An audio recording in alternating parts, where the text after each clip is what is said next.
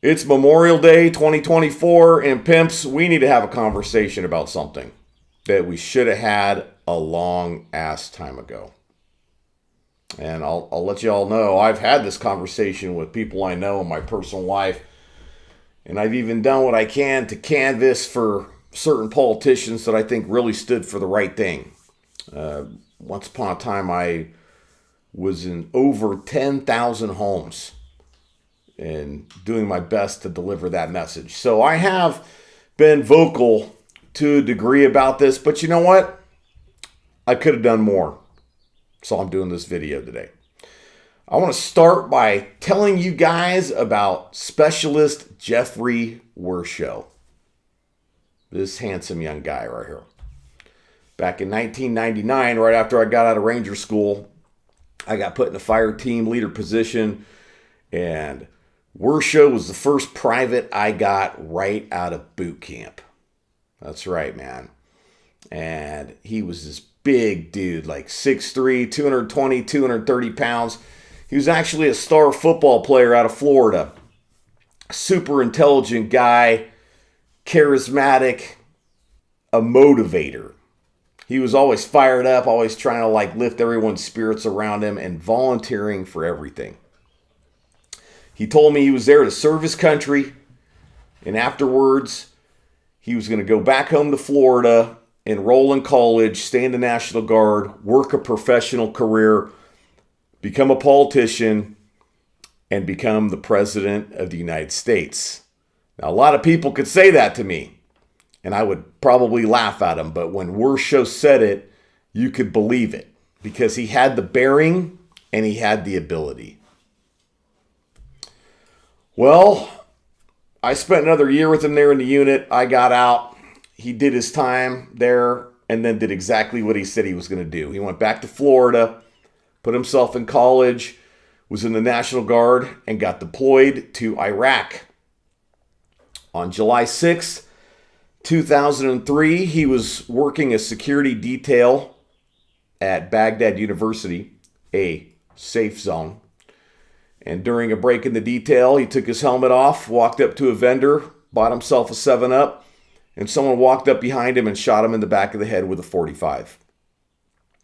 He went down. His team did everything they could for him and got him the emergency services that he needed as rapidly as possible, but he died 3 hours after being shot. And it's been difficult for me to digest not just Worshow's death over there, but the deaths of thousands of young Americans. And for a number of reasons, but one, Worshow was amongst the very best of us. He really was. He had such a bright future, and it is just a shame to send him to some foreign country and have him lose his life over bullshit excuses. Why'd we go to Iraq, right? Weapons of mass destruction, and there were none. That's the bit that they sold us. Weapons of mass destruction. And then it was, okay, well, we need to find Saddam because he's a bad guy. No, we needed to find Saddam because he wasn't our man in the Middle East anymore. Because he used to be our homeboy, man, over there. You know? It was really about making money. That's what it was really about. Making money, hand over fist. We had our dirty ass politicians handing out all these damn military contracts to their homeboys running these big ass corporations, just raking it in. Disgusting. Absolutely disgusting. Someone's going to say, oh, Afghanistan was different, but no, it wasn't. No, it wasn't. I know, yeah, we need to go get Osama bin Laden, right? That's the excuse. So let's occupy an entire country to find one man? Bullshit, man. That's not how you get it done. Not with the technology we have today. What you do is you get your spies on the ground, you get your spies in the sky, you let the situation kind of diffuse itself, you wait till you find that guy, and you send in a Delta Force team and wipe his ass out. You don't invade a country and spend billions and billions of dollars and throw away thousands of our best young men and women. Okay? That's not how you get that done. And let me throw this out there for you too, because I know private contractors that were guarding Chinese mining equipment in Afghanistan. That's what they did. So ask yourself, why would our government pay contractors to guard Chinese miners in Afghanistan? Wrap your head around that. It's about money, guys. It was about money too. And every Memorial Day rolls around and all of us want to be like, we're so glad to have these young men and women that are willing to serve the country. And young men and women that are willing to give their lives for this country. But here's the thing, guys. They're not giving their lives for this country anymore. They're being exploited by dirty, nasty politicians who want to line their own pockets and line their homeboys' pockets. That's what's going on. And it has to fucking change. It has to change. So I want to ask you guys that from now on, when Memorial Day rolls around, not only should you be glad that we have young men and women that are willing to serve this country, but you should be absolutely pissed about how many of them have needlessly lost their lives to enrich the corrupt pieces of shit running this government. And I don't care what side of the fence you're on, man. I don't care if you're blue, you're red, you're yellow. I don't give a shit. This stuff needs to stop, man. And there's two things that come to mind. And I want more comments down below. Any ideas any of y'all have to make this stop?